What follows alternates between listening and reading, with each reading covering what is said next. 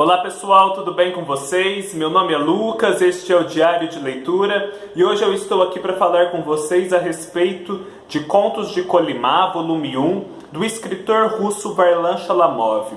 A editora 34, dentro daquela sua coleção de clássicos da literatura russa e do leste europeu, a coleção Leste, lançou no ano passado o primeiro volume da série Contos de Kolimá, do russo Varlam Shalamov, com o título da própria série, o volume 1, Contos de Kolimá. Os demais volumes têm títulos diferentes, mas a série em si tem esse título.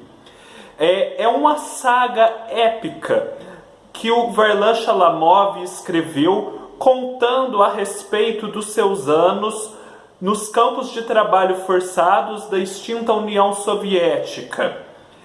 O Varlam Shalamov passou mais ou menos 20 anos da sua vida prestando serviços forçados ou em residência obrigatória em lugares inóspitos e longínquos, a princípio nos Montes Urais, o que não era tão grave, mas a maior parte do tempo, isto sim, era muito grave, na região de Kolimá, no extremo leste da Sibéria, no lugar inóspito, frio, adverso, que coroava a sua situação de trabalho forçado, que por si só já era terrível. O Varlam Shalamov então escreveu essa saga depois de ter sido libertado e voltado a Moscou, e passou vários anos escrevendo. Ele acreditava, isso nos é apresentado logo na orelha do livro, que uma experiência tão brutal e inédita como esta dos campos de trabalhos forçados da União Soviética engendraria necessariamente uma forma nova de arte.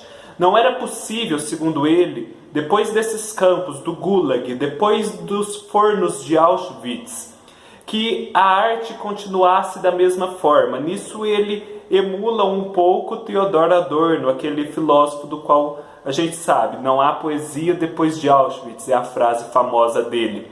Então ele achava que não caberia ao escritor, depois desses acontecimentos, inventar mentiras para contar uma história.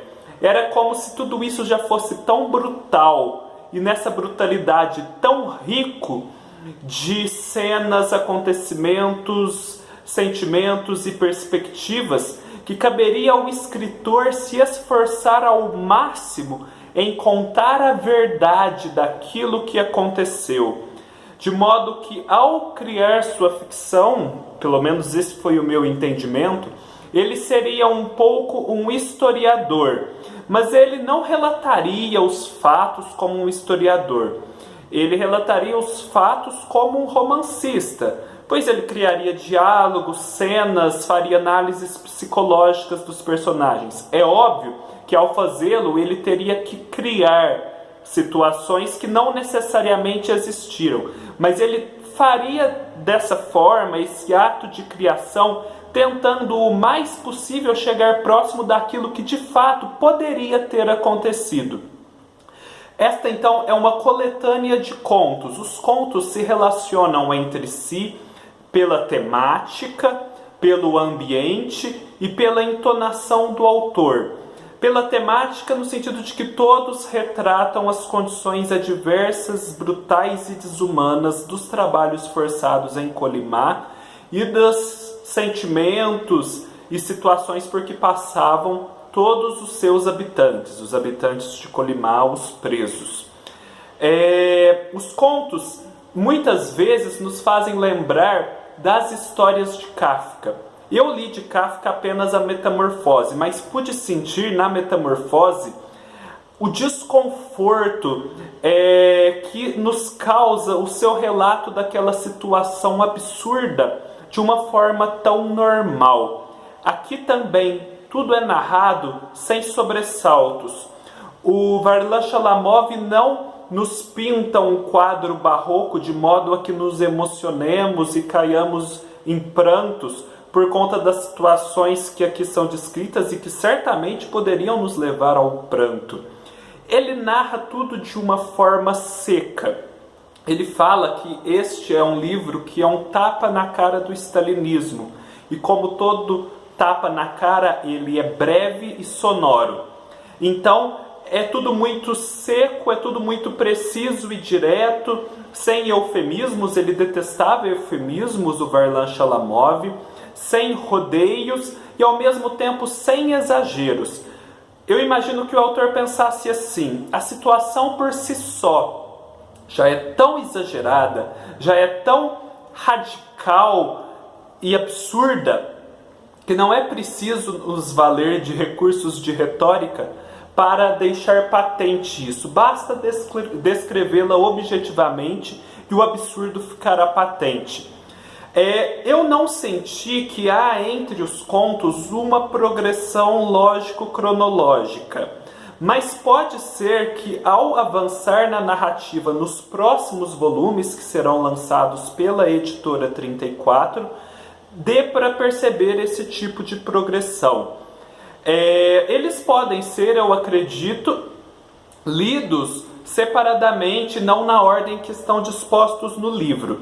Mas como essa história é tida como uma saga, uma epopeia, pode ser que essa minha impressão seja desmentida pela análise de um especialista que veja, sim, na sequência aqui colocada pelo Varlam Shalamov, uma intenção, portanto algo a ser seguido. As situações que ele descreve são terríveis.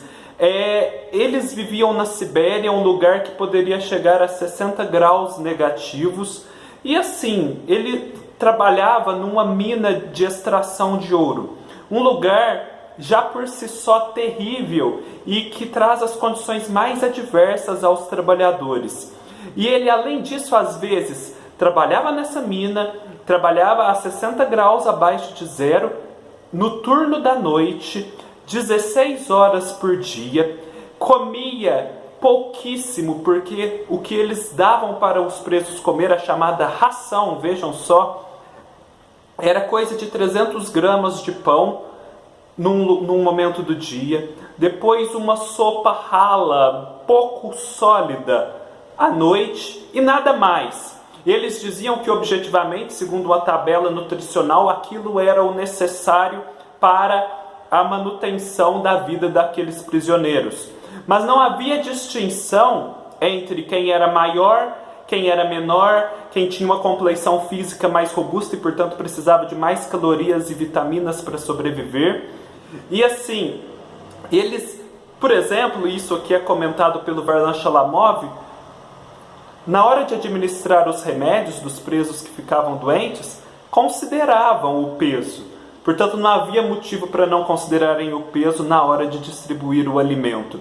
E nos é dada a impressão aqui, apesar de não ser dito objetivamente, que era muito fácil para o governo soviético dar mais alimento para esse pessoal. Não havia tanta restrição e carestia. Mas assim, era num lance de impiedade, ficava aquela ração colocada para os prisioneiros. Também é muito interessante analisar a questão de que o Varlam Shalamov fala aqui do apego à vida dos prisioneiros. Eles viviam um inferno astral terrível, certamente. Mas não há muito relatado no livro o apego, o desespero que se transmudava em, por exemplo, uma tentativa de suicídio. Antes, pelo contrário, é retratado o apego à vida, a observação atenta e até paranoica de todas as situações ao redor, de modo a achar brechas na burocracia, brechas nos costumes do lugar, em que pudessem passar e assim conseguir condições melhores de vida, conseguir alguns gramas a mais de pão, ou um lugar um pouquinho mais quente nas tarimbas para dormir. Enfim, ele até faz a comparação: o ser humano é muito mais forte do que qualquer outro animal. Cavalos que eram levados para a Sibéria sobreviviam bem menos do que os homens, e eles próprios, os cavalos, em comparação, sofriam muito menos do que os homens sofriam. A diferença de tratamento do continente para a Sibéria era muito menor em relação aos cavalos. Mas não, o homem, apesar de muito mais maltratado, se apegava aferradamente à vida, de modo que custava a morrer, mas morria. As doenças eram terríveis, a poliavitaminose, ou seja, a fome, devastava a todos, o escorbuto, os piolhos, enfim, o congelamento de todos os membros era terrível. Então, pessoal, assim, esta foi apenas uma pequena amostra do que trata este incrível livro, o Contos de Colimá, que vale a pena ser lido. É uma leitura muito fluida, muito objetiva e muito envolvente. Assim que saírem os próximos volumes, e à medida em que eu for lendo, eu vou fazendo vídeos. São mais 5 volumes, dizem que a saga toda completa mais ou menos 2.000 páginas. Este aqui tem 300. E fica então a dica, se vocês já leram ou querem comentar algo a respeito, por favor deixem nos comentários. Deem um joinha para ajudar na divulgação do vídeo e do canal. Se inscrevam no canal se ainda não forem inscritos. E me sigam no Scoob e no Instagram, cujos links vão estar aqui embaixo. Nos vemos na próxima oportunidade e até mais!